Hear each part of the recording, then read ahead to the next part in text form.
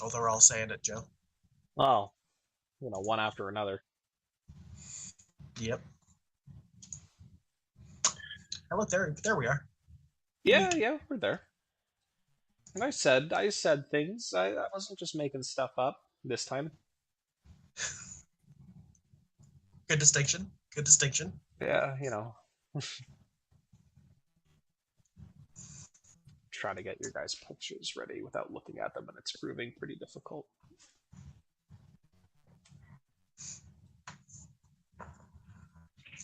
And I mean, just don't look close. Like I said, my photo's not a new acquisition. That's fair. It's just a mistakes corrected situation. Ta-da. Ta-da. There's gonna be some ta-da. Hey Ben, guys in Infinite, chat. CPM, what up? Justin's leaving us like a jerk. Go have fun with your video games. Awfully convenient that you guys always game on a Sunday, the weekend. That makes sense. How dare you? Yeah, for my friend group, it's always. I don't know how it ended up being this way, but Thursdays. Oh. Paul, you cutting yourself?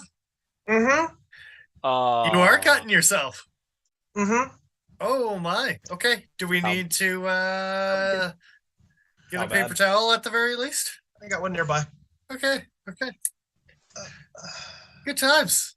We were waiting for the first cut on live stream, but I got Nigel a long time ago. I cut him. So Yeah. accidentally. No, I mean damn son. Okay. For legal reasons, that inflection was a joke. Yeah. For the record, I got super glued nearby too, just in case. Nice. For tiny cuts, it's not bad. It's not bad. For less than tiny, sometimes I can't show it. YouTube yeah, that's fine. We don't have to show it. It's for comfort reasons. Yeah. But either way, yeah. Glad you could join us tonight, guys. Paul's starting the show off good. Getting the jitters out, so to speak. Is that what that is? Been a couple weeks, if not a couple months, since we've actually done a review. So Paul's nervous about this shit tonight, apparently. That common phrase of just bleeding out your jitters. Is that a common phrase? That's not something I've ever heard before, to be honest. The oh so common phrase. Good on you. Good on you. Yeah, so like Dennis said, like the title alluded to, Dextro, Tuna Compact, it's a double review tonight. But before we get to that, we want to talk about what people are carrying. You guys were super hush-hush, super secretive about it. Hush-hush. I don't know what you're talking about, man. Well, I'll go first because it's nothing new. I haven't even seen your guys' pictures yet. I'm still bleeding, so give him a minute here. Paul could go last then. Yeah, today was Sabenza. Didn't actually get a terrible amount of use today. It was kind of a quiet day at the shop, but it's nice to have fun to flick around. And hey, it's a 21, so it's automatically better than anything that came later, apparently, according to some people. Well, just because I got a boo on my post from Fiscal. Did he? Oh, what a bastard! That's awesome. I expected. I liked it. I liked his comment. I didn't respond to it. I just liked it. Oh, there we go. How's that bog oak treating you? It's Pokebola. Thank you very much, and it's delicious. This is an old photo. I didn't have time to grab one outside today. By the time I got back, it was too dark. So this is an old one. I see. Coming up with excuses. It hasn't changed all that much more. Honestly, I think it's just reached maximum black, which I think is also an album by Opeth, if I'm remembering correctly. It's just looking more and more mineralized, if I'm being honest. Like, I think you're actually... It looks like you're actually fossilizing the wood. Oh, Christ. I hate that. Thank you. I'm going to be super self-conscious. It's slowly petrifying, which means it's actually getting heavier as time goes on. Yeah. This started... The stock weight on the website is no longer applicable to Joe's. I was going to say, this is the 12-ounce knife now. Heavier than a buck 110. Good stuff. Good stuff. Indeed. Man, that photo was taken so long ago. I think the top side of my thumb stud is basically completely silver now. In that photo, it's actually looking kind of yellow by contrast. That's funny. I was like, certainly is. Was that photo taken at a house that I don't even live at anymore? Well, actually, I did move very recently, so yes, technically. But no, I meant my old house. Oh no, I don't think so. This one, I think that I actually took this at my most recent house. Fair enough. Yeah. Second to most recent. The last house. It was the most previous one. Anyway. Good stuff. Good stuff. Paul, you back with us? Yeah. I'm mostly not bleeding for the moment. I could go next. All right. I'll even do a Spidey flick so as to keep my thumb off camera. That's a good call. As long as you don't cut yourself again in the effort. I think we're... Oh, no. There's blood. I think we're good. Like just an arc of blood across the screen. Just terrible. I don't think you should be Spidey flicking anything right now. It's going to be a Dexter crime scene behind the roof. Yeah. There you go. I did it. Hey. All right. Oh, hey. That's a thing. Indeed. Yeah. Oh, I think you went for the Dark Ops fucking alternate blue red lighting. That's awesome. So that's red lighting from outside, and then just yellow lighting from in my room. Oh, yeah, no, she's bleeding good again.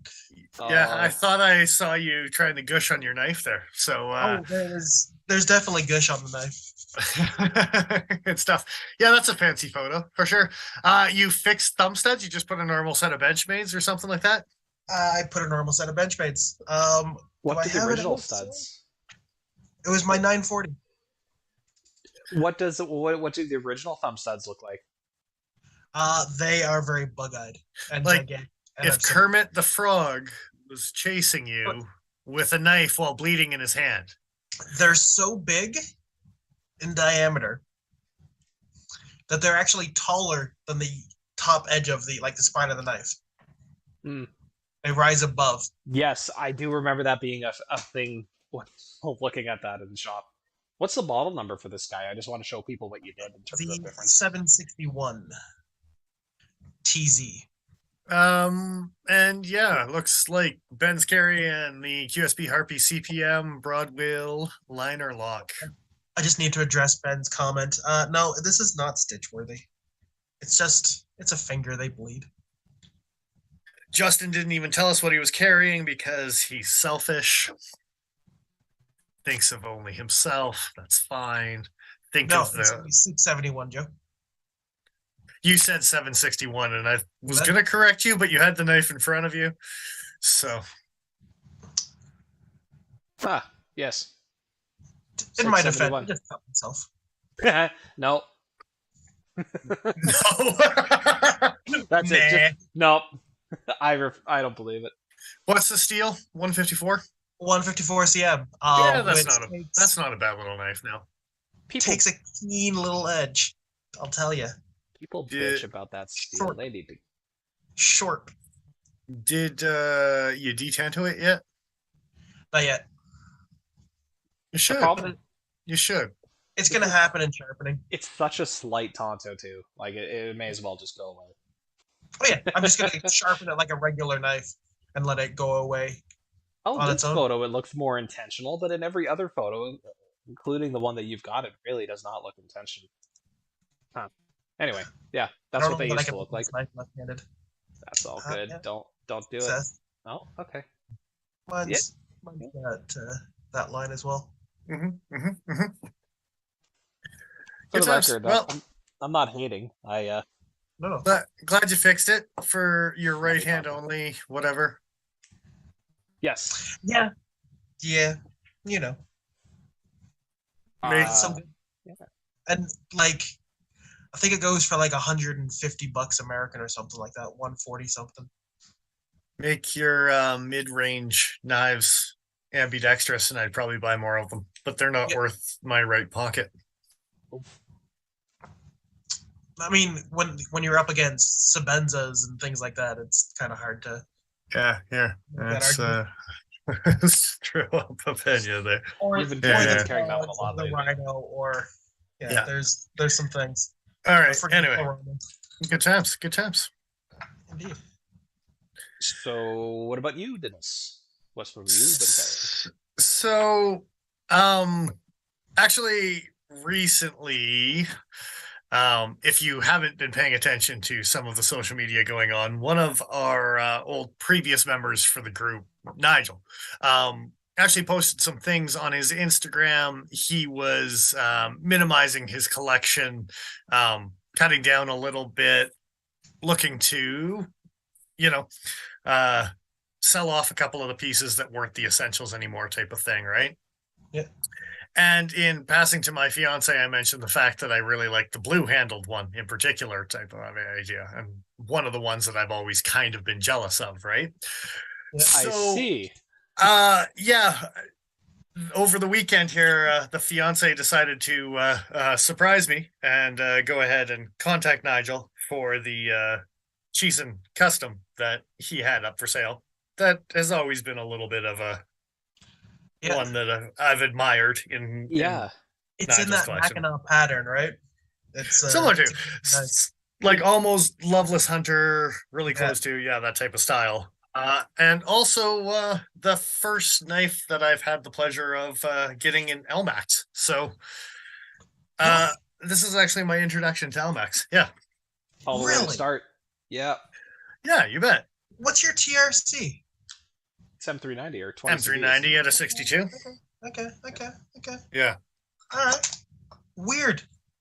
So one of the other reasons I've always liked your Mackinac style from Northwoods is also the Elmaxy factor. But I don't know if gentlemen watching it or not here, he does like to pop in and kind of in the background from time to time. But if you are listening, Nigel, thank you very much, man. I'll give it a good home. I really do appreciate that. And anyone else looking for some good deals, go over to Nigel's Instagram page, Nigel the Blacksmith, and hit him up. He's got some good things up for grabs. So there you go. Absolutely. Oh, the first thing I did was took the belt loop, which is also Kydex, and drilled out left-hand holes and swapped it over. Good call. You can see it's already lefty compatible in that picture. So yeah, I was gonna say, what do you mean you don't want to run that into a reverse grip every single time? Come on. Who are you, James Williams? Yeah. I'm having some trouble with this goddamn super glue. I'm gonna be honest with you. Well, maybe you should wait until the blends. I did. I'm just thinking ass. Well,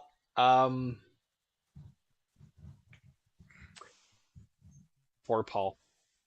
Poor Paul. We got through the 15 minutes preamble even. We got with and no one bled.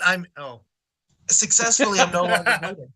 We didn't bleed over the time. Oh. No one's longer bleeding any longer. Yeah. That is the important part. Yeah, as long as the bleeding stops. That means we're ready to go. Right. The bleeding is probably going to restart at some point. Well, in the meantime, I'm going to throw up this nice comparison picture Dennis got with the Dragonfly, the Dextro, and the Tuna, just because I figure it's a good place to start. Very nice. Nowhere better than a relevant size comparison. Let's do it. Hell yeah. And actually, it's not. One of the things I will say, and I'm going to dive into it right now. Oh, hey. I don't know what knife we're talking about right off the bat, but the size comparison, if you're going to throw that picture up. Yeah. The Tuna Compact actually feels very similar in hand to the Dragonfly.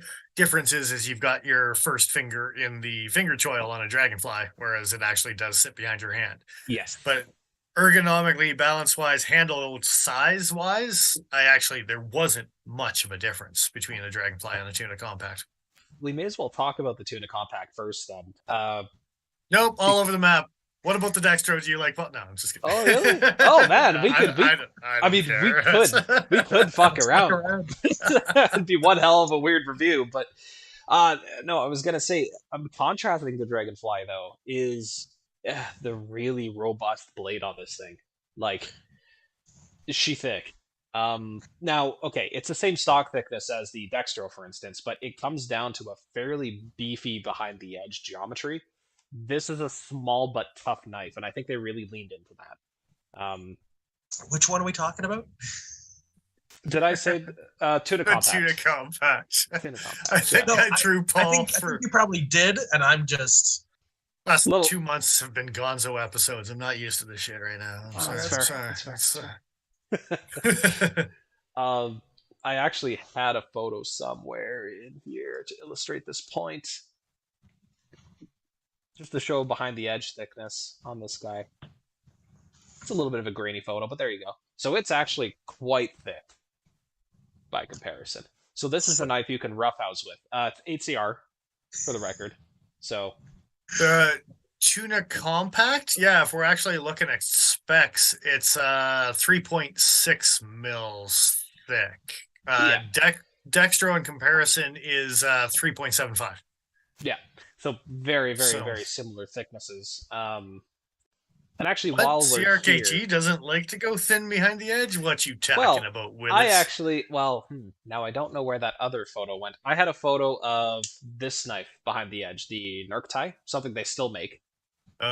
This does get really thin behind the edge. So you chose not to pull out the stickler in this particular size comparison behind the edge. No, I didn't. I wonder why I don't like handling that knife right now. Well, multiple reasons, probably. I want you to both know right now that I almost just glued my thumb to my mustache. Oh, fantastic. I'm glad you didn't. Nice. But that would have been very funny. It didn't happen, but almost. This is the Dextro, by the way. I just swapped over to a different photo to show you. It's not a ton different, but the Dextro, it is measurably thinner, and it does feel quite a bit thinner right behind the edge. This is despite the grind actually starting at the same height relative to the edge, like at the flats of the blade down to the cutting edge. It's about the same distance. Yeah. So a little bit more comparable than I thought to each other, but I think the Tuna definitely is leaning into that more like hard use but small carry EDC kind of profile.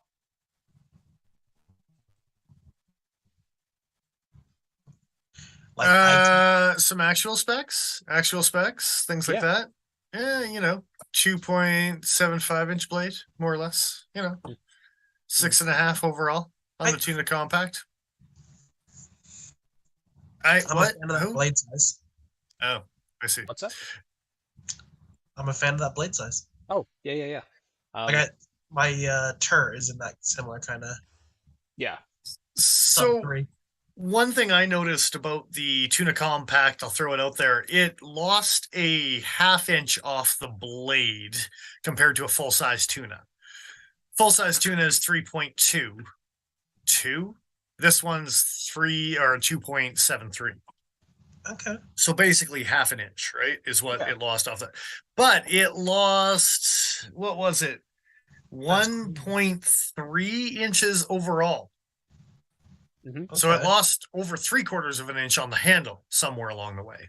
Yes. So this really is a compact version of the Tuna. That, I think, comes down to two things. Perhaps there being more, and I didn't look at the Tuna closed compared to the Tuna Compact closed, but perhaps they were just more economical with the amount of blade length they have closing into the handle. And the distance between the forward section of the blade, the forward section of the handle and the beginning of the blade cutting edge would be reduced because of the overall smaller size of the knife. So this ended up working out quite well in their favor. What was the weight on this thing? The Compactoruni's 2.8 ounces. It's not bad for how beefy the blade is. Oh, stainless steel frame lock too. Yes, that's the other kicker with the 2.8. That's pretty impressive. Just gonna say, like, that is actually really neat. We got a photo of that up here. Yeah. Now, one of the things with that is the other slab is pure G10. So I mean, you're making up for it a little bit, right? Yes. So, and this is something. Sorry, Paul? I was just saying, saving a bit of weight on the far side. 100%. This is something they've been doing for a while now, especially with their Pillar series, Pilar. Just like the 4 that came out and the large full G10 front side, and I think the full size Tuna was the same way too. I don't think it had liners on both sides. I think it was just a stainless frame lock and then G10. Correct, sir. Correct. Yes. There is also a picture with the pocket clip highlighted, the one that I took that it was closed with the frame lock. Yeah. One of the things I was going to mention as well, now that we're looking at stainless steel frame lock sides of things, is and just the angle that I took it at, you can't really see. You can see it just as good on the website, but recessed screws on their pocket clip. Oh, yeah. I took a photo of that. Yes. Oh, did you? Yeah. There we go. This might be better highlighted. I had to play with my exposure today. Something that, I don't know, my camera wasn't behaving well with the lighting, so apologies, this is kind of dark. But... As well as a recessed clip itself. Yeah. This is something that more makers need to be doing, especially in this kind of price range. It's just such a nice quality of life upgrade. Like, I have an example where they didn't do that. This guy, the Epon from Real Steel. Yeah, the I was clip like, who flush, you calling but... an Epon? I'm not that racist. No. But this guy, it hasn't caught on pat material, but it's like on the way in, but it's definitely snagged a little bit on seams on the way out. So this, with the Tuna Compact, I think is a much better way of doing things. I think CRKT is doing that for most of their deep carry stuff. I can't think of an example offhand that isn't. But that's been a recent change over the last couple of years. There has been several models that, when you're looking at them, what Paul just showed me. Yeah, the Rook also has raised screws. But on a recessed clip. So it's like, you got so close, guys. You got so close. Yeah. Or CRKT was doing it the other way around, where they were using recessed screws with a raised clip. And you're like, I'm still going to hit that ridge on the way, probably more so with the ridge of the clip than you would with the ridge of a screw, right? Like, that's generally what I tend to find. The QSP Penguin has that clip that goes up and around, and when you put the screws in, it doesn't slow me down too much when I'm putting it in my pocket, right? So, yeah. The screws on the Penguin in particular are also quite rounded, so plant material tends to glide off of it, as opposed to some makers using these very, very, like, right angle screws tends to catch more often than rounded, but not terribly frequently, I suppose. But yeah, it's a nice quality one. Something splooge or fuzz on the left screw, drilling filings, not sure. Joe? I didn't notice it while handling it, so I don't think it was filings. I think it's just random lint. Oreo crumbs, Joe. Let's be honest here. Maybe. Come on, let's tell the truth. Oreos at work, just he's fucking shoveling them at. As we're taking zoomed in pictures of. He's doing it over it to add to the picture. It's Alex just watching him. Yeah, you take that picture. All right. What you doing, buddy? Okay. How do you guys feel about the lanyard on the backspacer?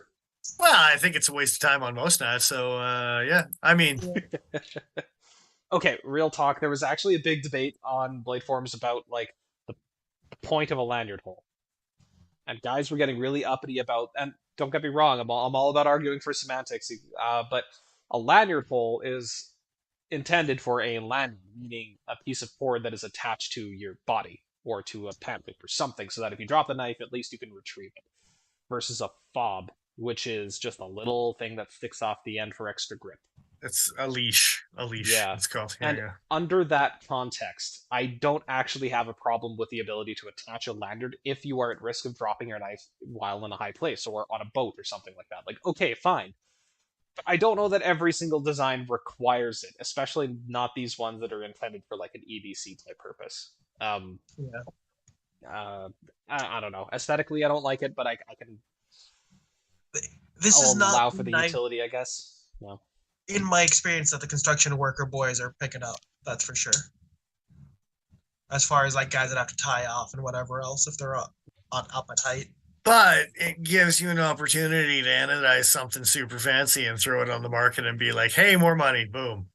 Yeah. Well, and fancy backspacer. What's the alternative? Just do some like standoffs and call it quits? Which make I the don't rest think of the is wrong. knife just full steel instead of doing the weird cutout at the end. I'm okay Yeah. with just having weird standoffs and just not worrying about the lanyard at all. See, you could just put a weird cutout on the end and not put a lanyard on it like ZT did on that knife. It's Yeah, don't worry. a weird cutout for no reason whatsoever. It's For the pocket clip. It totally needs to be there. It doesn't. It doesn't. But I'm gonna keep pretending because I spent too much money on this knife. The only reason I mention it though is because my first thought was, well, yeah, you can just take that hole out of that. But I think if that piece was still there with no hole in it, the blank side would be kind of a distraction. Oh, it would. It would kind of break up the Weird. rest of the knife. It wouldn't make any sense to be there. Yeah. If they were gonna do something Have to, like, oh, scooch it in or replace it with something else. I was gonna say the one time I don't have this knife with an easy reach, but the Shalotl, how it has that crazy. Oh, there we go. Very pokey kind of backspacer. Yeah. Like that's ridiculous. That is absolutely stupid. There's no need for it, and I love it. There's some needs. I was gonna Well, there's there's some There's a there. need. It's a little There's a too pretty tactical. specific need for it. Yeah. It's a little too tactical for me, but I really like it. Something like this, I don't know if I would hate. But in a knife this small, you figure something with that kind of accent, or would just poke your hand a little. I don't know. Okay, good. You guys shouldn't be hearing that car alarm going, but that is horrifically annoying. Anyway. So, I was talking earlier about the handle size and like how comparable to the Dragonfly, and honestly, that's one of the things I like about the Dragonfly is that for such a small little nimble pocket-sized blade, you still get like a decent 4-finger on it.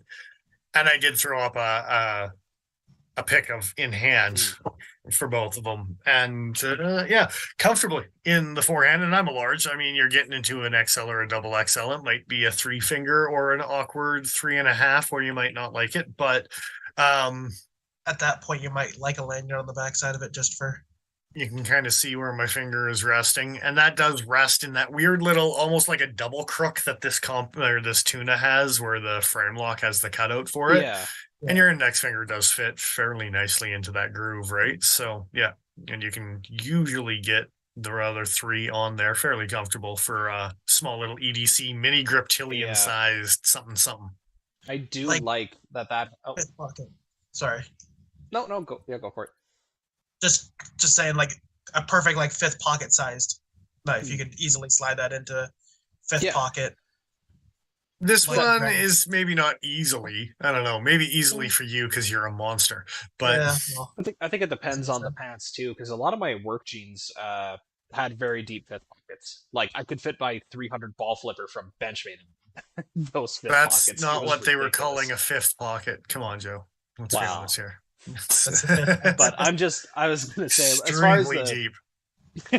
Yeah, like not quite Adamus depth, but I could get the 300. But with this guy, I am happy to say that, like, with these really compact knives, they avoided the problem of having these kind of really harsh hookies. That is the one thing I don't like about this knife, for instance, is as you have your pinky, it rests right on that tip. At least for my size hands, they tend to sit there, and it's just not great. Hence me looking for the full size. If anybody has one, please, I'll buy it.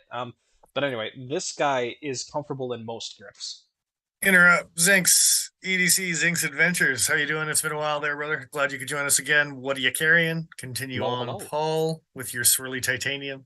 All I was gonna say is the Tuna and the 671 both do that well, where they cut it back and it takes that point away for you. It's a nice feature, especially with smaller knives, and I'm generally the smallest I'll carry these days is like a Spyderco knife or a like a holdout or something, like one of the small holdouts. But... Very similar to Zinx Delica 4, Delica OG, Tried and True, Zero Slash. Glad you could join us. Yeah, first live back for a while. Joe tried to drop off the end of the earth, but yeah. He joined a commune. It's fine. Well, it's Bridgeland. It's not that far off from the that's fair. Come on. Right. Like it's It's not Kensington, but come on. Anyway. Exactly. They had to run them out of there. Where do you think they went? Well, yeah, exactly. Yeah. This is for all the hippies who couldn't afford to live in Kensington. Anyway. The fellas that just joined us all missed me cut myself, so So there's that. Yeah, this is what happens. The other big note with the Tuna Compact, I'm going to keep this train rolling. The OG one was just Teflon. Teflon washers, you say. Garbage, you say. Indeed. Absolute trash, maybe. Yeah, ball bearings on this one. So it's... yeah, there is. It's snappy, though. Okay, so the CRKT's been getting on the bandwagon for bearings, finally, like 3 fucking years after everyone else had done it. But hey, hang on. I was gonna say Flavio Coma's. I'm talking about caged ball bearings. Come on, I don't give a shit. I'm not talking about the. Well, I should have been more clear with that. Fair, but come on. Yeah, just like I'll go OG on your asses if you're not careful. It's A crossbone's sitting behind me. That's ball bearings, but those are the ripple out. I like the ripple. Yeah. I think. Yeah. Anyway. Ben, right-handed only. Yeah, talk to me about a knife I care about, and then it matters. Come on. But anyway. Keep up. Come on. Anyway, I still give it a 0, but for pocket carry. Or 3. That's what I used to give it back in the day. Standard 3. Yeah. Standard 3. But I think we got to go back to the main point of this goddamn thing is the action on this thing. Is money in the bank. It is fantastic. Very snappy. That's the whole takeaway of this entire review. The action. Yeah. Holy God. The Tuna Compact. Yeah. The size of the knife, the ball bearings, the flickies. Yeah. It flicks so nice. It do. Full really flick. Do. So this is just a very brief aside. I don't want to get into the weeds as far as steel design, like design of a steel necessarily, at least not in this episode. HCR. Properly sharpened, hand-sharpened HCR from CRKT seems to last, for me, in my experience, about as long as 14C from other makers who are properly hardening and tempering their steel. Everybody's on the bandwagon with 14C now, and everyone still likes to hate HCR, and the reason usually comes down to edge retention. So I implore you, hand sharpen your knives. Normally, you should see better results. I used to be on the hate train. I admit that as far as the whole HCR, but I'm a steel snob. I like expensive stuff. I don't think it's a bad choice for this knife. It's a good, tough steel. It makes sense for what the design, I think, is trying to do. Okay, but then you also come down to... I honestly do think heat treatment on that one. And if it's a Sandvik steel, you're probably going to get even a Chinese version of it or whatever, heat treatment of it and blah, blah, blah type of thing. You're probably going to get a better heat treatment than most HCRs out there. Maybe not. It's hard to say. Because more people care. More people care. Yes, about 1428 than they would HCR. No one's arguing about your HCR being a hint soft, right? Yeah. No, yeah. The HCR is definitely going to be around to your side. I will say, however, that's good to hear. I will say though, to finish off my aside, my Civivis that I have in 14C Sandvik, as per their website, have a range of 57 to 59. Granted, those are the DLC, or not DLC, but the black coated versions.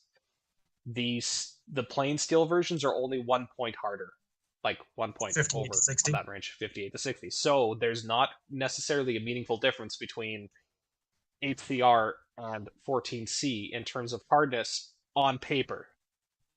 I'll say that. Just want to give a quick shout out to CJLA in chat. What up? What is up, sir? Hello.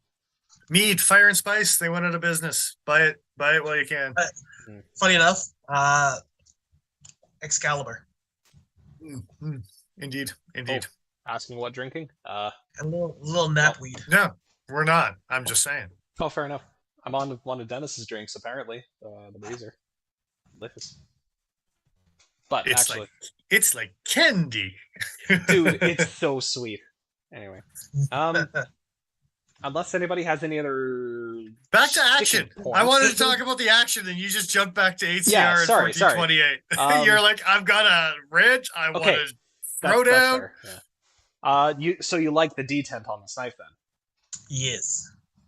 Yeah, it's loaded up way better than a lot of CRKTs that we've been handling in the past. And I mean, they've been playing with the ball bearing spring assist thing, which lets them get away with a sloppy detent because the spring's kind of helping it keep closed.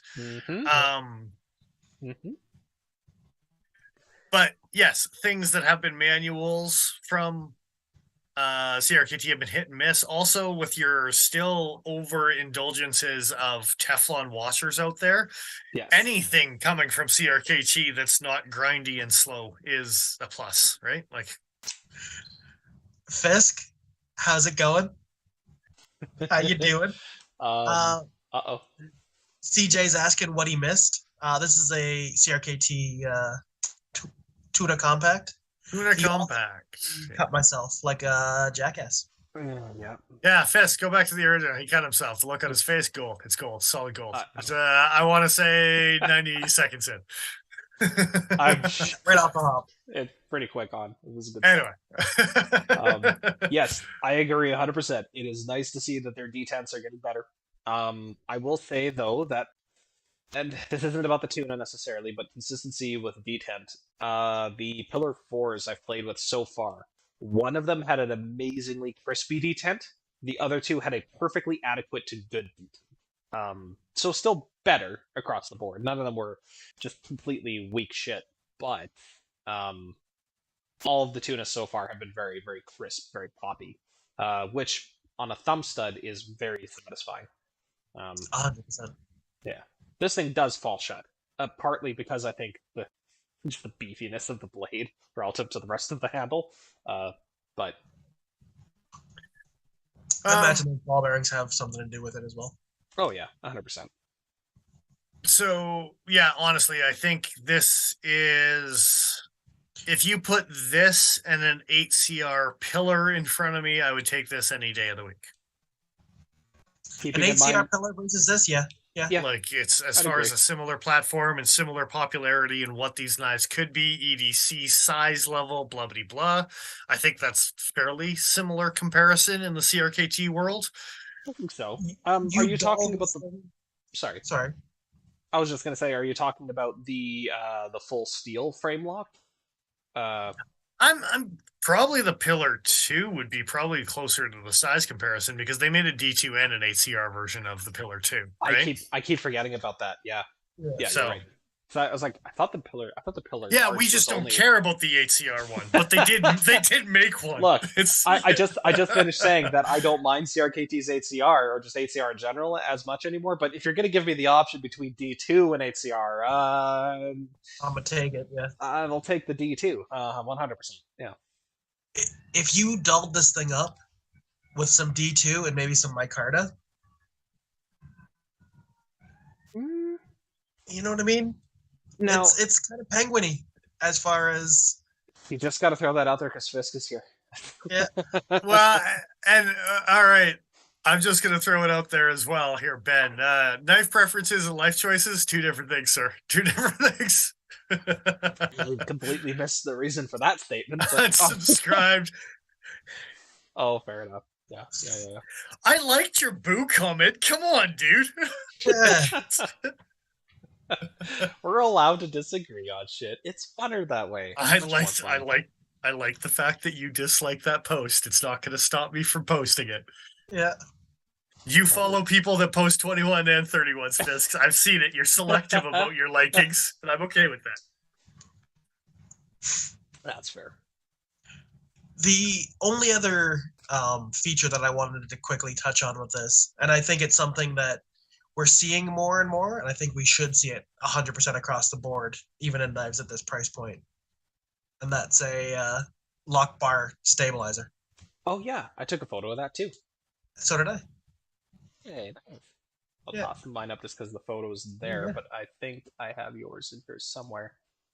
It's not a fancy photo, so. No, neither is mine, but I think you may have gotten a better angle with the lighting. Yeah, so I have it from the front with the lock kind of in the closed, sitting in the nested, and then you've got it open. Nice. How come every time Joe takes a picture, his splooge is all over it? It's not Oreos. Mine. It's Oreos again. Mine. Like, seriously. This is me. These are my Oreos. In that picture? No, that's his Oreos. It's in both. There's Oreos in both. Who keeps on putting Oreos? The Oreos were there when Paul took the photos, which was earlier than when I took mine. They're CRKT's Oreos. Factory Oreos. They are. Okay, so I was just talking about factory packaging for reselling knives, how that's kind of a necessity. Do you think they want their factory Oreos with the secondhand market CRKTs? Every time the guy's going to break, he just does one of these from his Oreo fingers, and it's. Yeah. We're being asked in chat if anybody has ever actually been using a knife and thought to themselves, "I'm glad this thing has a lock bar stabilizer." Personally, no. But after watching a million people overbend them because they don't know how to treat a knife properly, there's a reason CRKT puts them in there. As a company that sells them, yeah, I like them being there. Ultimately, yeah. I have had to fix not just one or two lock bars in the past from other people reefing on them in order to get the lock unstuck. So, yes, I think it's there for a reason. I think it belongs there. I don't think it necessarily needs to be there on higher end when you're getting into some ZTs, some Lion Steels, some things like that type of thing. I don't necessarily think there needs to be stabilizers because the clientele that are buying those understand tolerances. But the people that are buying a $60 knife may or may not. I've had people with really nice knives damage my knives by doing silly things we do to them. I have also handled the Norseman, sorry, not the Norseman, the Grimsmill Rasp, and that knife has basically no tension on the lock. It is a very gentle unlocking procedure. I could see somebody easily way overextending that thing if there wasn't a stabilizer in place, or whatever it's called. We keep calling it a stabilizer, but I think that's the Rick Hinderer, like on the back of the frame lock thing. I think this has a different name, and over travel stop. That's what it is. It's an over travel stop. Yeah. And to answer Zero Slash's question, yes, we all work at a shop called Cutting Edge Cutlery. Been there for several years. Started a channel a while back, not affiliated with it, so we can talk our own smack about knives. Probably eventually have a channel that's sponsored with the company, and then I might be a little more schmoozy. We all might be a little more schmoozy about selling knives for the company, but that'll be an independent thing and not the Pokey factor. So, yeah, indeed. I'm being asked if I'm still salty about somebody dropping my Arrakis. No, I got scratches on that myself somehow, and it's hard to be salty at somebody else for emphasis on the somehow.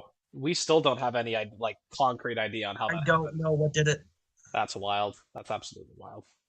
Yeah. On which now? My Arrakis.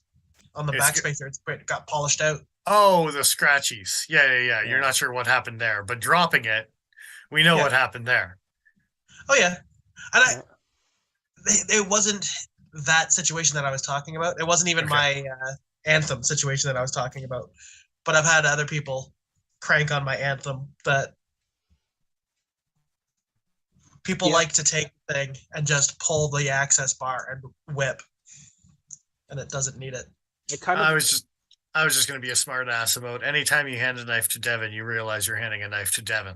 Yes, 100%. That's.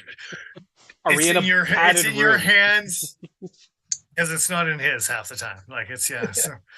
Look, as long as he's not resheathing my knife against my throat, I'm good in the situation. Yeah, would like to avoid that in future. Yeah, it was an uncomfortable feeling. All right, gravy train rolling. Tuna Compact. Final thoughts. Compact. I will say, as far as one final thought on the over travel stop, I equate this to the same reason that Buck likes to use 420 high carbon as their entry level liner. Yes, it's cheap and affordable, and it will resist most of the abuse that the average person is going to put into it. And Buck sells to the average person. I think CRKT also belongs in that same kind of market. So I think it's warranted to have them have this kind of a stop there. Overall, I really like this knife. I think it's a great option for a lot of people. I think it's a nice upgrade from the original Tuna. I think everything they did about the Tuna Compact made the Tuna better. All they have to do is go do a Tuna 2 kind of thing. Yeah, an XM. Yeah.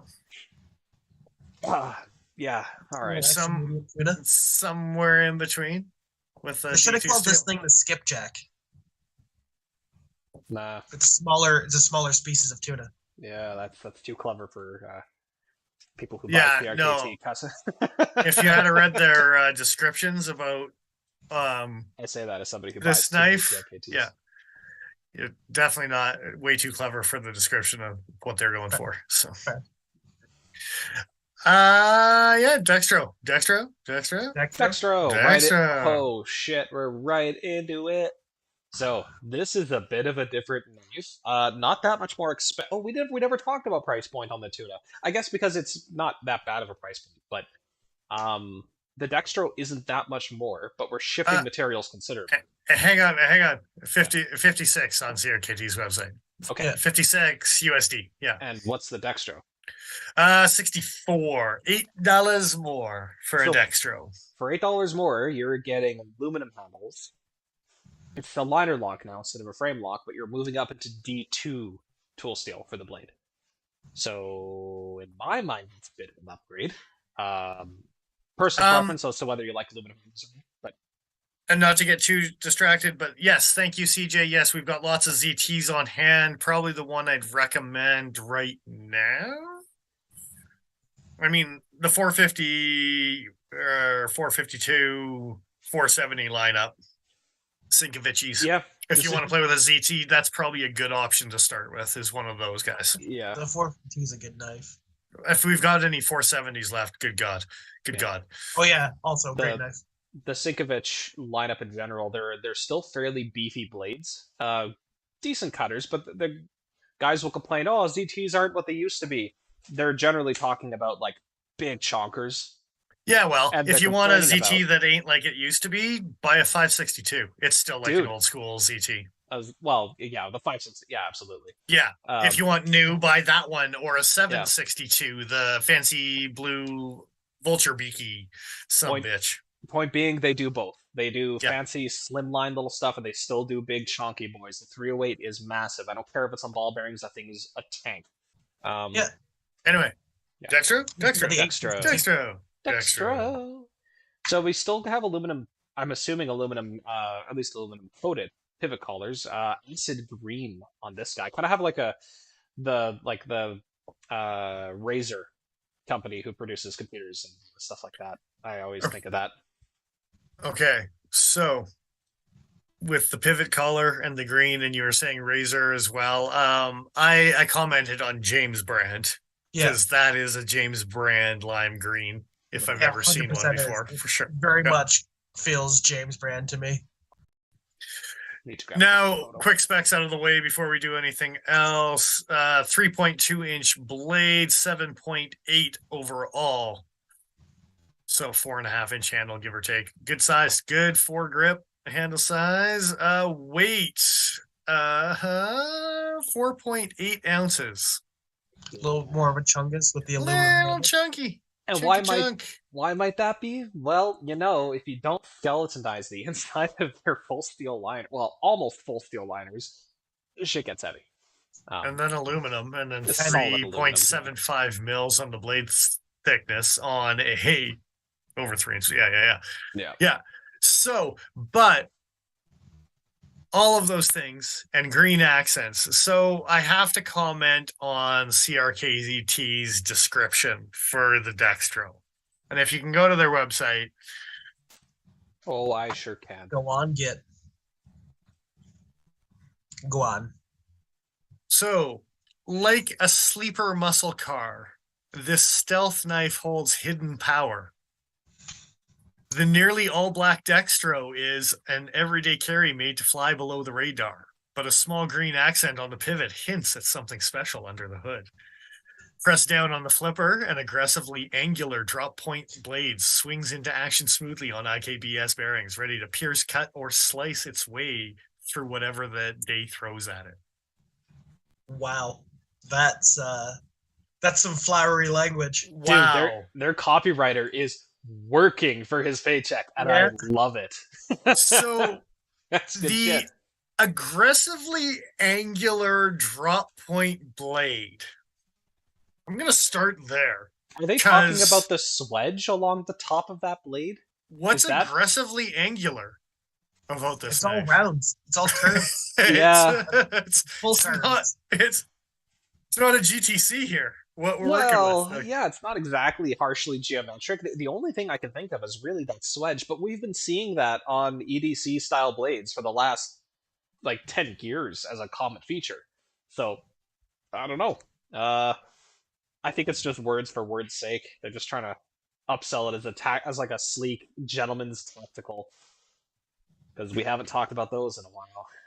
The genticles. Oh, the genticle. The genticles are back, baby. Yeah. I zoned out there for a minute. Genticles? Yeah, gentleman's tacticals. You've never heard that? Oh God. Anyway, have you not heard?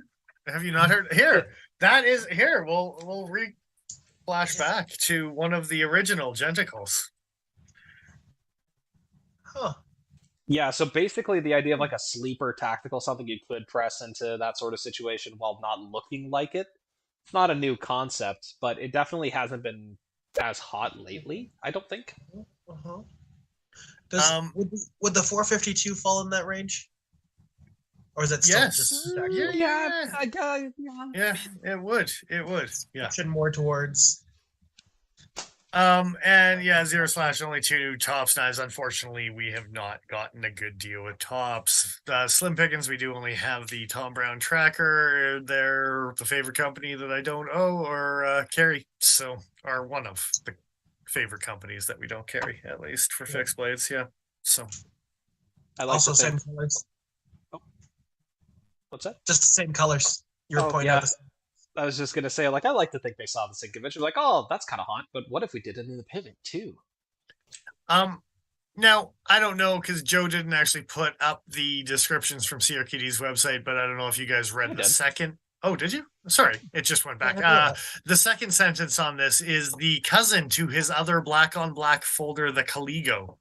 So TJ Swartz straight up says this is the cousin, similar knife to the Caligo. It was a little blue stripy thing, looked like a guppy tail.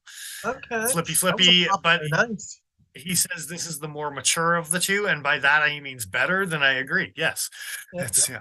The other knife won Knife of the Year at the Blade Show because CRKT pays motherfuckers. I mean, no, it's Caligo was still a nice knife, but they happened to be sponsors that year. They happened to win some awards that year. It's a coincidence, just like Civivi. It's all very above board. I assure you. Yeah. All right. Anyway, so yeah, cousin to the Caligo, and that thing was okay. It did very well. People seem to like the Caligo quite a bit, but I think for a similar price point, this is the proper evolution for sure. Yeah, for like $8 more, why not? Why not? On an HCR platform, right? Like, yeah, exactly. Yeah, upgrade to the D2 and a better handle ergos. The Guppy was kind of weird in the hand. Guppy, the Caligo, I guess. Yeah. It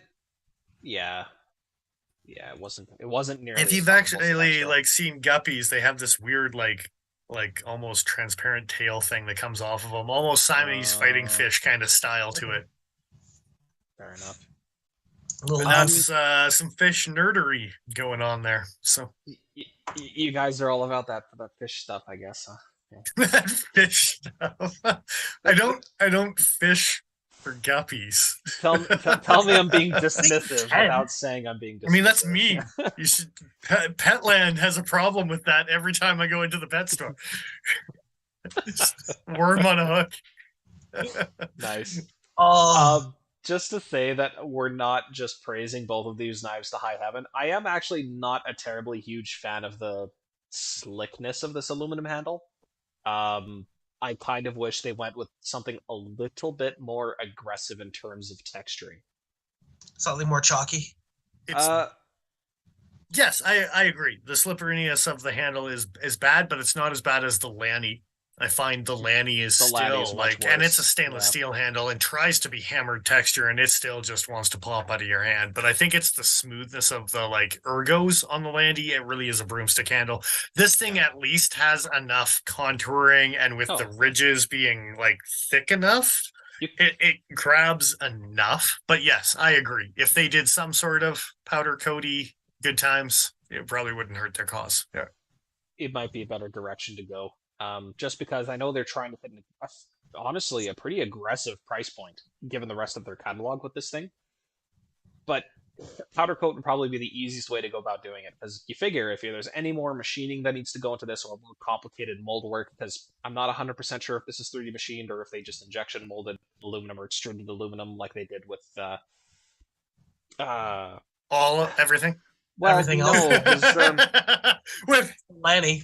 A number, a bunch of it. So I think yes, a coating is probably the best thing they could do in this particular case.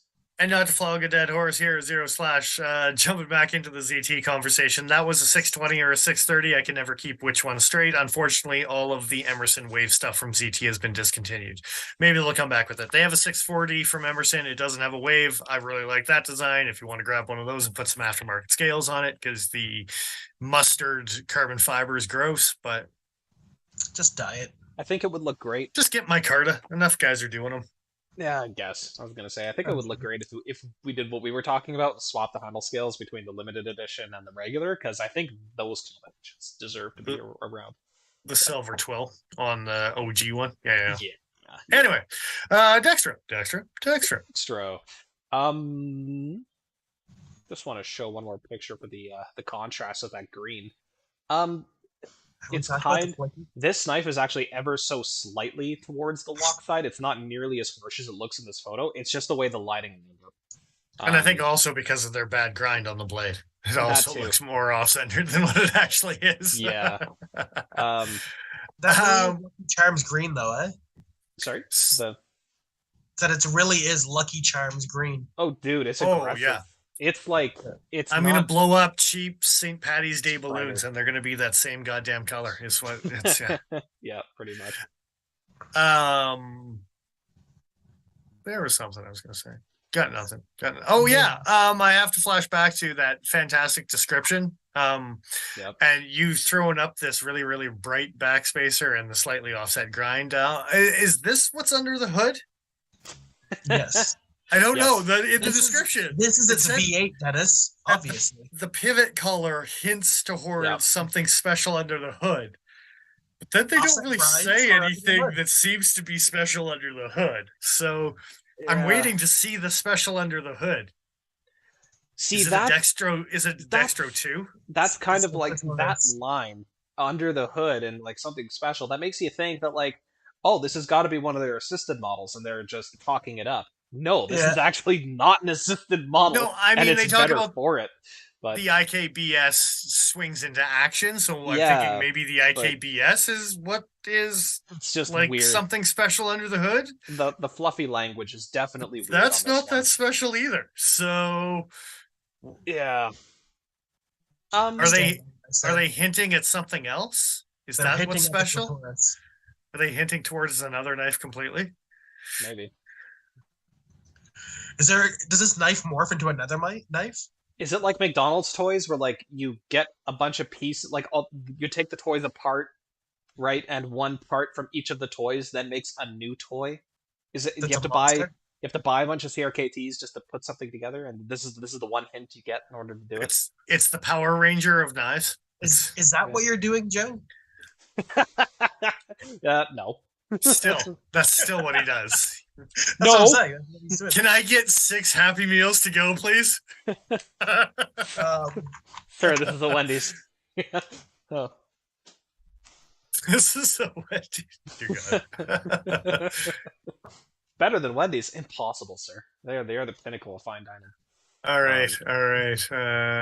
Yeah. We discussed the epic flicky of this knife. Also, action. It's really good. It's really good. I don't know it's not if I really good. It's above average good. Okay. It's as good as the Tuna for Spidey flicks. Yeah, but it's not like Wii knife level good. It's not Riot good. It's not. No, but it's a sub $100 knife. I was gonna say it's about as good as this VV flipper. I'm gonna say that. Yeah, you like button locks. Your attitude is skewed. I My rack is like harsh detents, I man. know.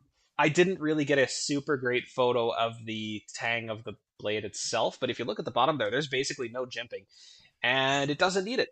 It's comfortable. No jimping on the flipper tab, I should say. It's comfortable. It works. There's Oreos in this photo as well. God damn Oreos. Yeah. They're everywhere. I've slid off. Have you really? Yeah. Oh, I haven't had that. I've almost slipped off the handle, but I've watched customers slide off once or twice now. Wow. Okay. So even a mild ridgings, something, I don't know, a little something. Maybe I'm just used to. It flat does not flippers, need but more I don't Joe know. splooge. It needs a little something. That is not the thing it needs. it definitely needs less of that. I will withhold judgment. I won't. I'm gonna judge away.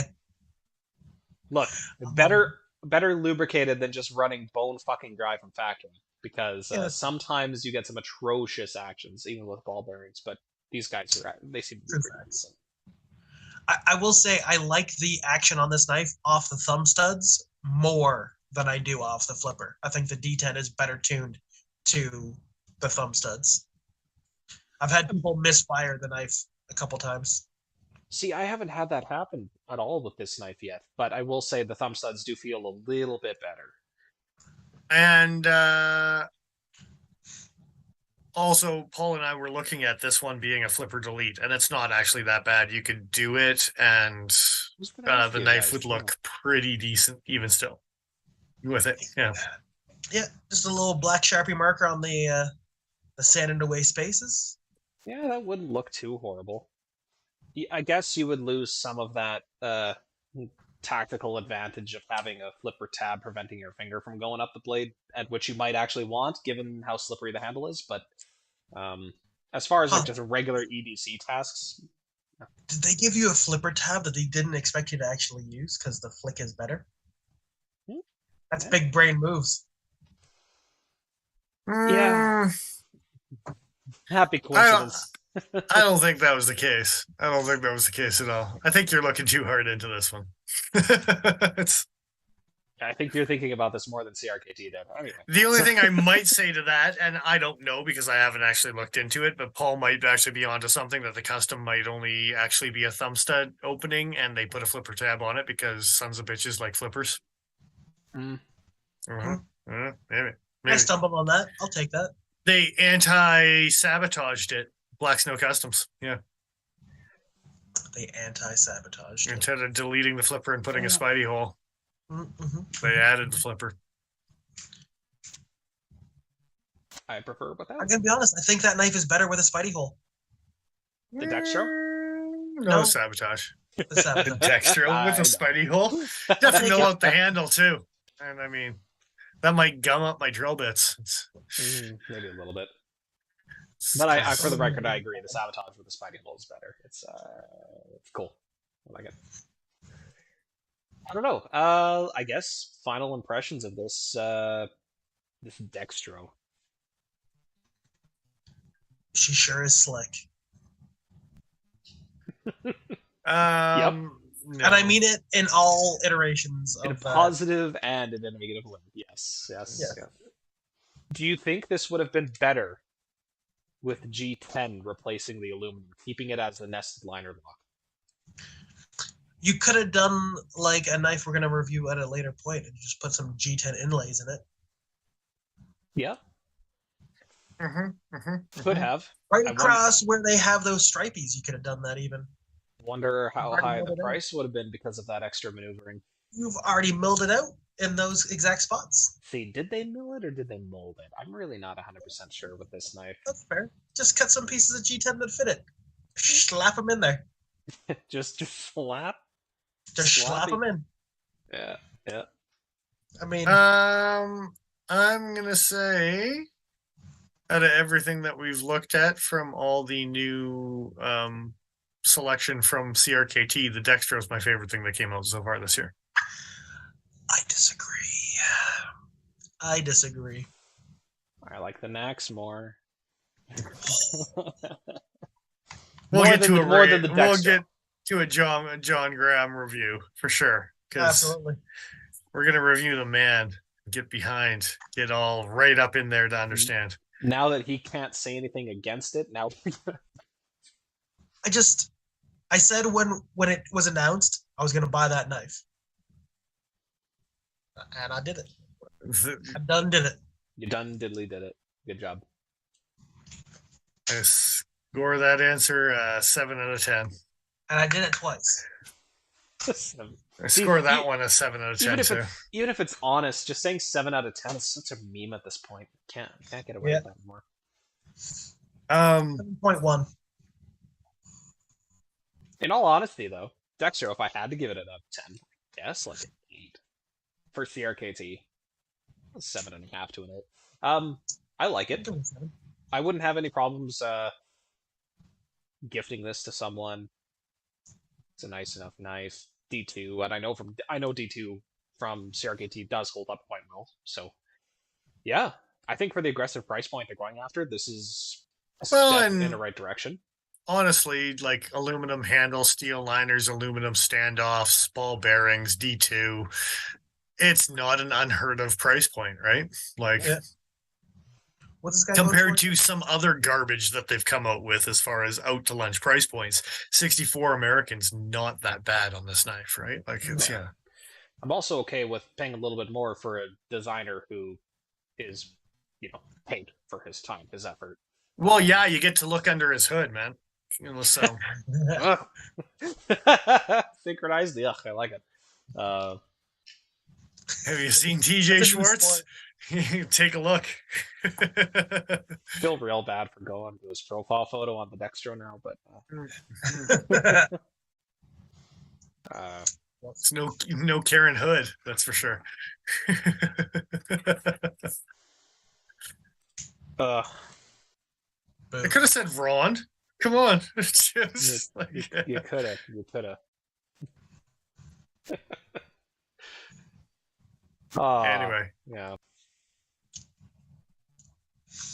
We didn't actually give you the final thoughts, and you said it was sleek or some bullshit. I don't know. Slick. Yeah, I agree. We didn't give either one of these knives random ratings. I don't know what I'm going to give it for a random rating. I'm just making bullshit up. I gave it a 7. Nice and random. It's better than a QSP Penguin. There are elements to this I enjoy more than the QSP Penguin. I still think the Penguin's a better workman, yada, but I think this is much more stylish. Yeah, the style points that I like about the Penguin are the fact that it's so unstylish. So ugly, like a pug. So ugly. Yeah, it's just, yeah. Just ugly enough. Definitely the green accents with the all black definitely look pretty smart together. We didn't even really talk about the accenting colors on the Tuna Compact either, but they're not too bad. CRKT is getting better about the little fiddly things that need to be done correctly. D10 strength, final fit and finish. I'm just gonna say it. I hate that faux copper bullshit. I don't like it. I don't. It's not a proper bronze, but it's not an actual copper either. Kershaw did a bunch of it that was even worse than these guys. It's same in green or blue. It doesn't really do anything for me, but it also doesn't turn me off the way it seems to be bothering you guys. But It feels like fake copper rather than just a color choice. I think yes, but at least it's not emergency orange. Like I think the biggest thing for me is it's. I find it's something that CRKT is hanging on to justify a higher price point. They can no longer justify it because of the steel quality and overcharging price, and they can no longer because there's other things on the market that are just like 1428 and D2s and whatever type of thing. So now you can't charge $140 for D2 anymore. You just can't do it. But if we keep on adding these little tiny bells and whistles and bells and whistles and bells and whistles, we can still charge $100 price point on something that probably shouldn't justify charging $100 price point. And I find it's last kick at the can grab at, hey, we can still charge a premium for our stuff without competing with the Chinese markets, right? Like it's. That being said, though, these are not out to lunch price wise. This particular model, both the Dextro and the Tuna. Yeah, well, these the Tuna two Compact specifically. is starting to push your luck. Stainless steel and G10. Yeah, you threw ball bearings and some bronze accents. What's the and conversion on 56? 75. I'm gonna say. Okay. Yeah, 76. Yeah, 11 you're pushing Canadian. it there, but they've definitely pushed it harder in the past. Yeah, they certainly have, and they still do. It's not even in the past. They still straight up do, right? So yeah, these aren't out to lunch prices, but they're still like, and again, with these aluminum, bronze, the anodized, the PVD coated, the whatever colored accents, it seems like this is like being used as a justification to be like, hey, we can still charge up here. Well, there's other companies that are charging less to just get a straight utility knife, a Penguin or a Parrot or a whatever, CJRB or a Kaiser or a whatever else is out there at the moment, right? Yeah. So essentially, they need to find a way of minimizing costs while allowing room for designer fees. There's a price for fashion, apparently. Well, if we're gonna compare it to something like QSP, I know that there are designers who have drawn stuff up for QSP to manufacture that are made under the QSP name, but they're not credited with the design on the knife nor the packaging that the knife comes with. They don't have American offices. QSP does not. I mean, they have American distributors, sure, but they don't have a foothold in the States or Canada. Neither does Reich, neither does Riat, as far as I'm aware. And I know those are very different companies, but point being, for the Chinese manufacturing, yes, I can be upset about the point to a degree, but a lot of these things have business costs and associated costs that we don't see with makers like QSP. It would be good if CRKT would press an advantage and have these designs available at a cheaper price point to push sales, but yeah, but we see it with Best Tech. Maybe yes. not with QSP, but we see it with Best Tech, and you've got designers under belts, and you've got carbon fiber and mosaic pins and G10s and ball bearings and D2s. I think Best Tech may be playing the same game that we has been playing over the years, though, where they start off hyper competitive and eventually they bridge into the higher and higher OEMs and medtechs, and they're already there for sure. Exactly. But even if you look at their base model stuff, it's still, and they're paying for O-Step Hells and whoever else, Heidi Blacksmiths, and they just didn't make the split into a split brand rather than. Yeah, they didn't do the Wii Civivi Senplet thing. They didn't branch out like that. No, except for now they've got this Best Tech Man. Right, I did forget. Yeah, so maybe they are kind of starting to lean into it. Yeah. Now, keep in mind, if we look at a lot of these budgety brands coming out, like the Sencut stuff, yes, there's a design language that they're kind of sticking to, like as a brand, they're designing in a very similar way, one model to the next.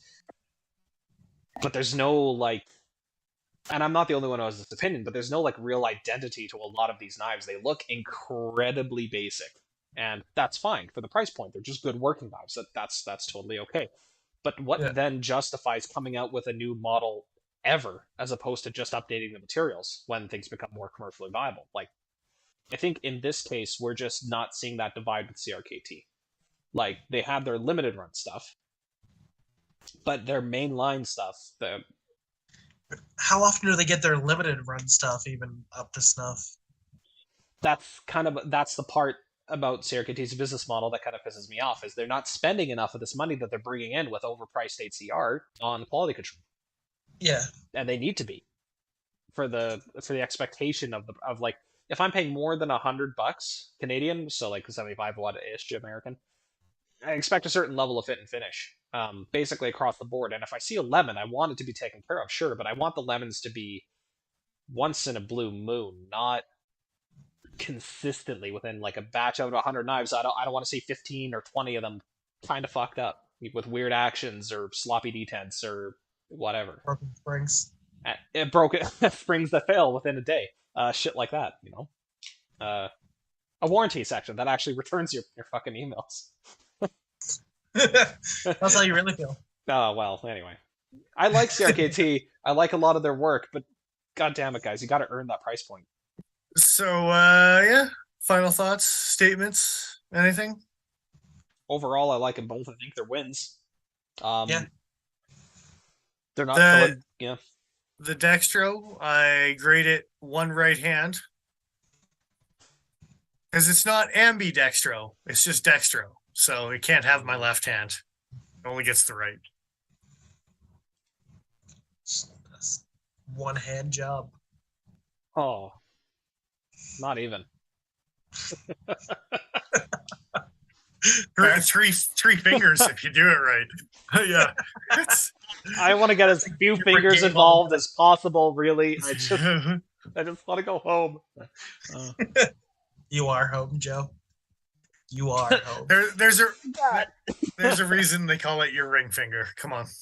Yeah. Oh. On that night, thanks for joining us, guys. I gotta go vomit. Oh god. And the Tuna compact, I'm going to grade it 1 mature orca that just won't leave his mother. Because that's a thing now in the orca world, is not females.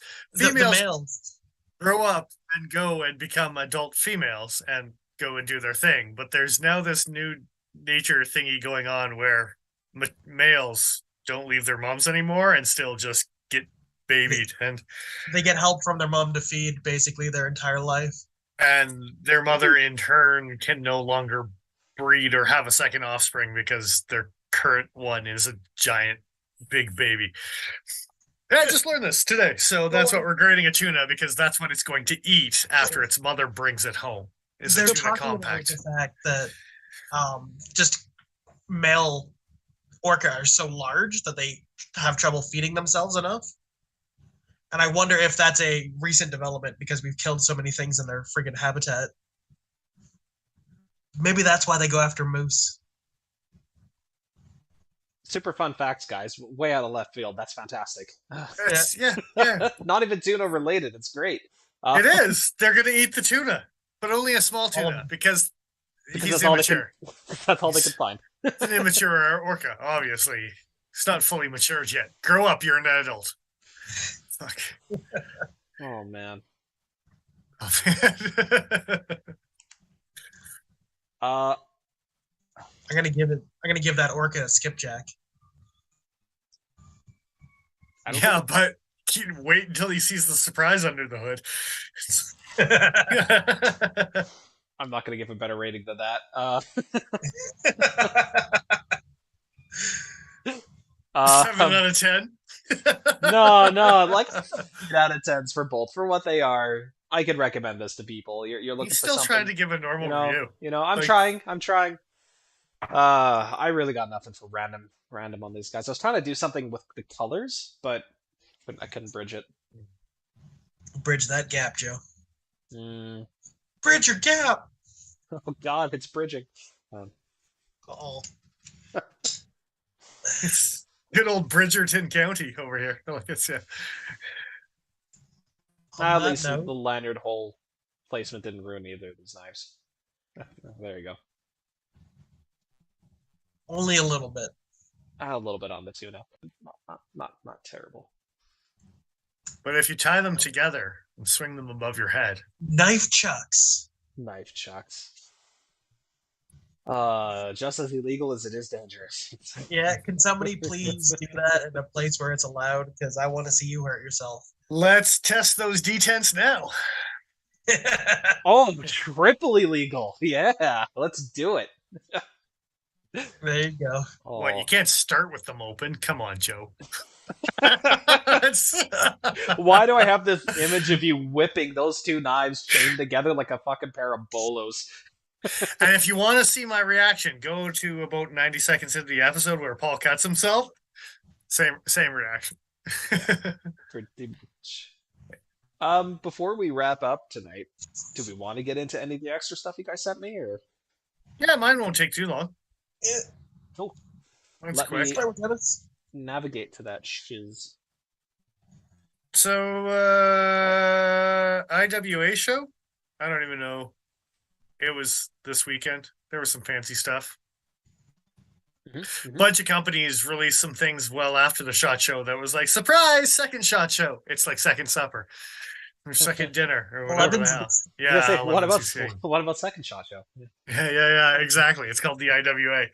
And there was a bunch of companies. I can't remember exactly what I saw that I was like, you sneaky fuckers, you just came out with something else. Like, I think even CRKT did it. They came out with a flipper drifter.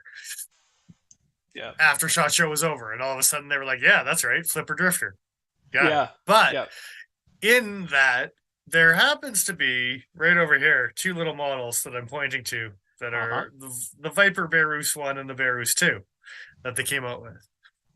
Well, Viper went and did it again. But now... Shall I bring up the picture with the text? The basic 1, 2, 3. Now they have this new knife called the Basic, and it's like a Belarus got bigger. Is it actually called the Basic? Oh, shit. Okay. Basic 1, Basic 2, Basic 3. That is the 3 blade shapes that they've come out with in a plethora of handle variations, but they're Belarusing it up on a like 4-inch, 4.5-inch blade. Yeah. This is hot. I didn't like these. I think the spear pointy one is the only one with the weird hammery pommel on the backside. I don't know why they went that option. But in every picture I've seen, that's the only variation that has the little pry-bar-y, striker-y, something.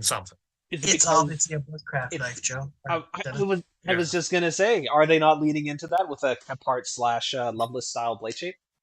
Yes, but screw you. Put it on the end of the other ones, too. No. I'm happy that's... okay. I guess I could round it out after the fact, but I'm happy it's not there on the... Yeah, actually, I like the look of the cleaver. On a 4-inch blade, that's going to be ridiculous. And I'm a draw pointy boy myself. Give me number one. Is that the one with a little hammery back? That's the draw. No, I think they're spear pointing that one. I think is what they're calling that one. Okay. Draw point is the normal. The number 1 is the draw point. Because I like the look of the spear point, the one on the bottom with the green micarta and little hammery. I don't know if I like the hammery, but I like that blade. And I think only 3 handle variations as of right now: marbled carbon fiber, black G10, green G10, or micarta. Sorry, not G10. But there was one picture that I saw that the black micarta looked suspiciously like regular carbon fiber instead of marbled carbon fiber. I don't think that's the case, but anyway. And then there is a shot of that one there almost looks like copper carbon fiber on that one spear pointy. I think that's because of the color correction from the modes. Might be. Yeah. But yeah. And then sheath is once again Kydex. I don't know if they'll universally mold them. I hope not, because that was the biggest issue with the Belarus, was trying to use the same sheath. It looks like it's not, if we're going to believe that isn't a prototype sheath and that's how it actually is shaped, because you can see the tip on this guy. Is definitely, and they wouldn't be able to get away with that on both the sheep's foot and the drop point. So they might actually have figured that out and started to individualize. Yeah. Well, thanks. Another fix. The Kaiser drop bear does have the same blade shape. You're right, Zinx. It does. Yeah. And I'm very curious about how that first finger, second finger, that was the debate on these guys when I got them. I don't know. These are fucking prototypes from an IWA. They don't even have them on their website yet. Get on it, bruh.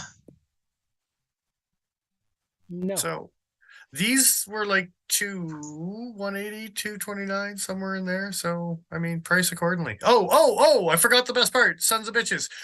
2 steel variations. There is a D2 budget version for those who don't want to pay an arm and leg, and there is a Magna Cut premium version.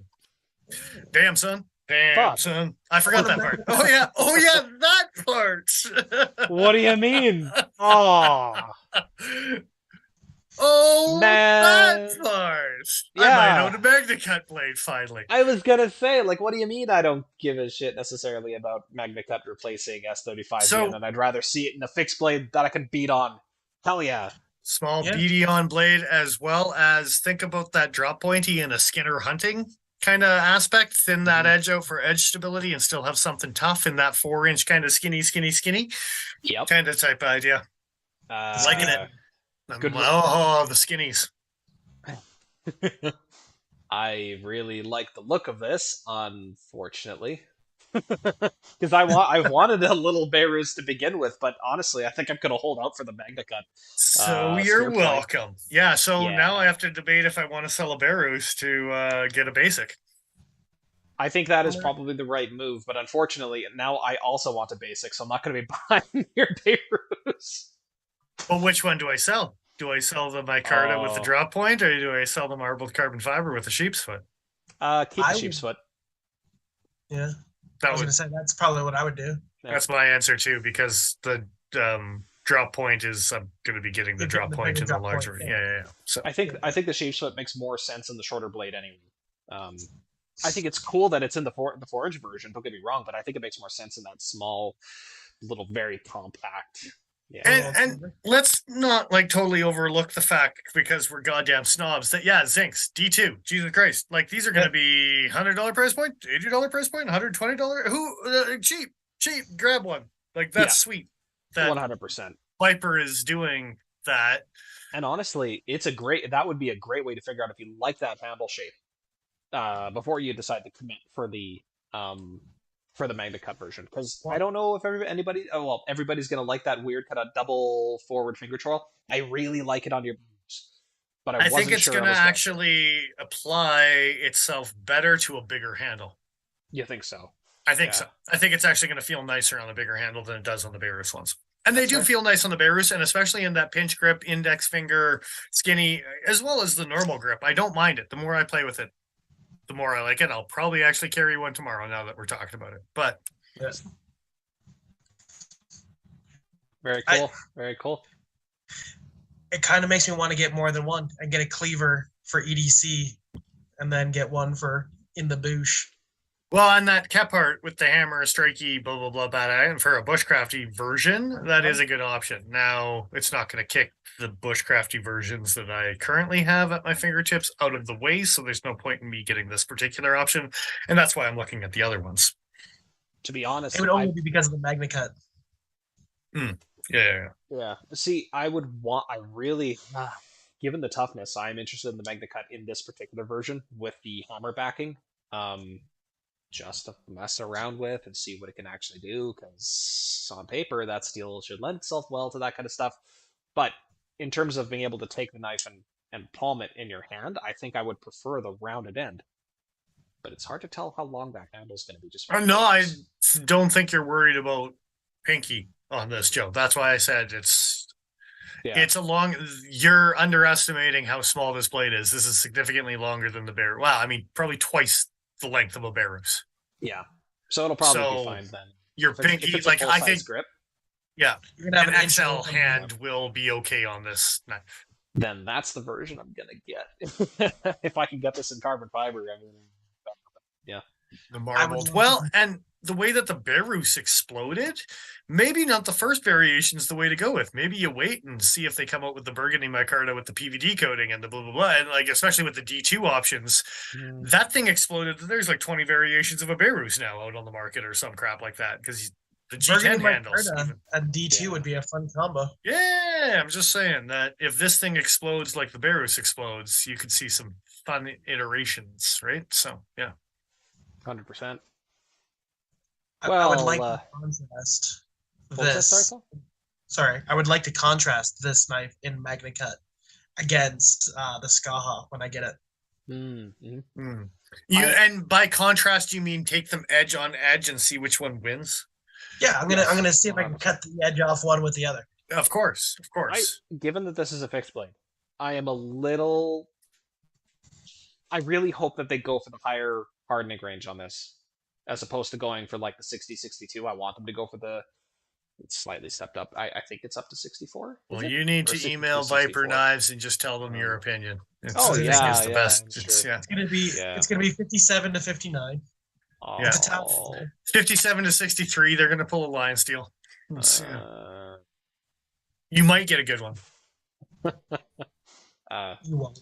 Yeah. Even if they go, there's one that ever Yeah. raged as a 63 ever, so they have to put that They in the keep those ones parameters. in Italy. if they, to be fair though, even if this is the softer Rockwell range, I can still see myself buying one. I hope that it's going to be that higher Yeah. tier. Time will tell. Just But want to play with it that way. Yeah. yeah, prototype IWA, good times. Mm-hmm. Ba-bam. Ba-bam. Thank you for bringing that to our attention. That's Indeed. pretty goddamn cool.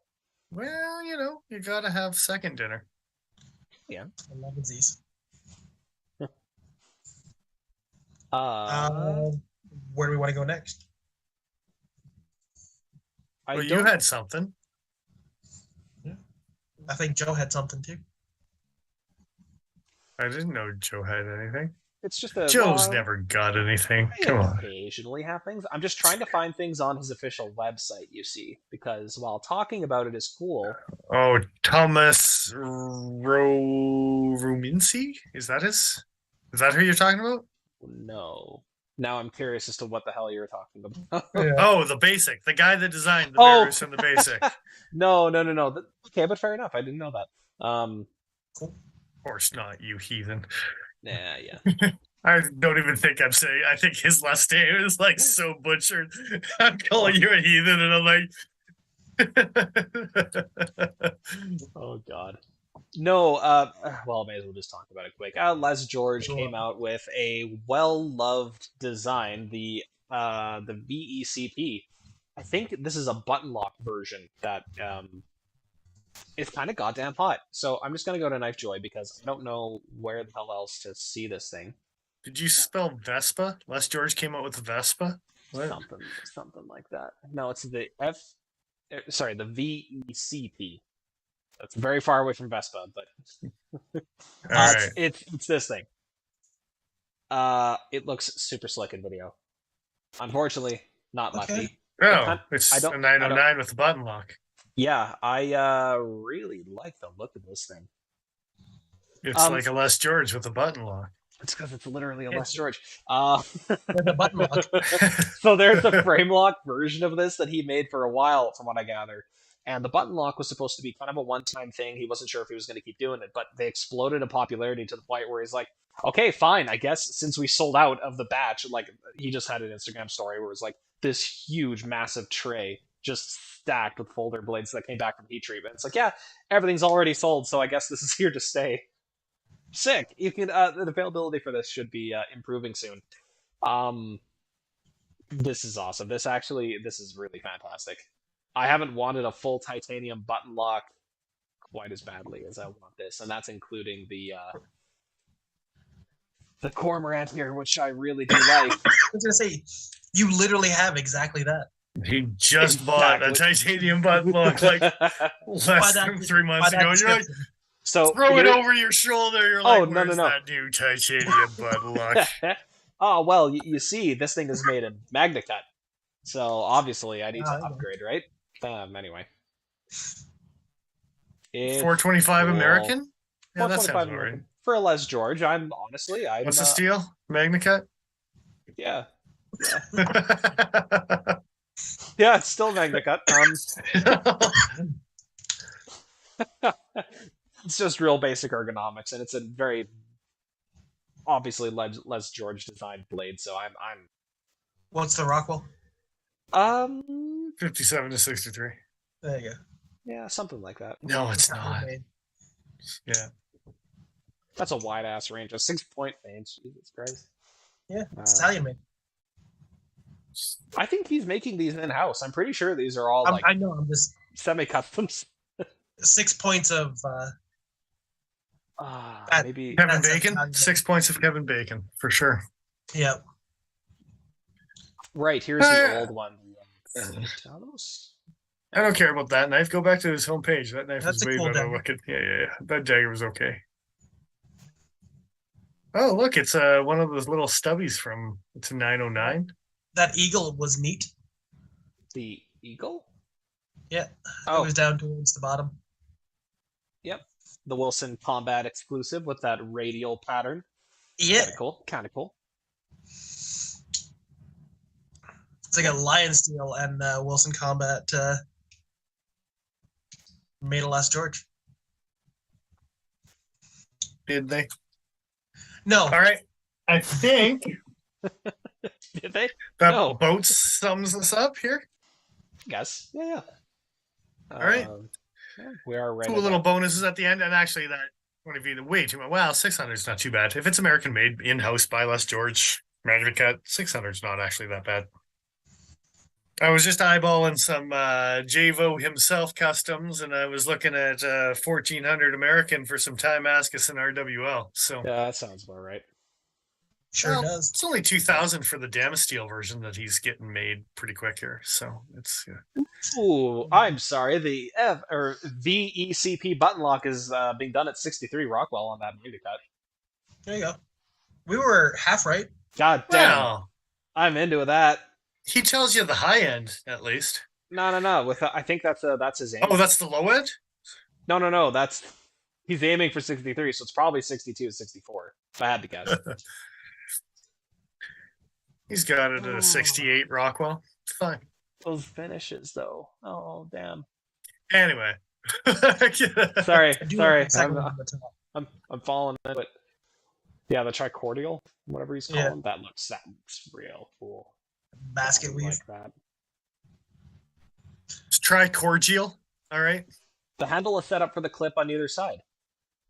I thought the picture I saw only had the pocket clip on. Oh, I guess we must have been looking at an old picture. It's lefty compatible. That's super cool. Neat. Yeah, there you go. Nice. Look at him go. Just nice to see on medtechs and semi-customs and shit, because that's not always the case. True facts. Well, he's like, I'm going to make this clip ugly no matter what side you put it on. It's comfortable, though.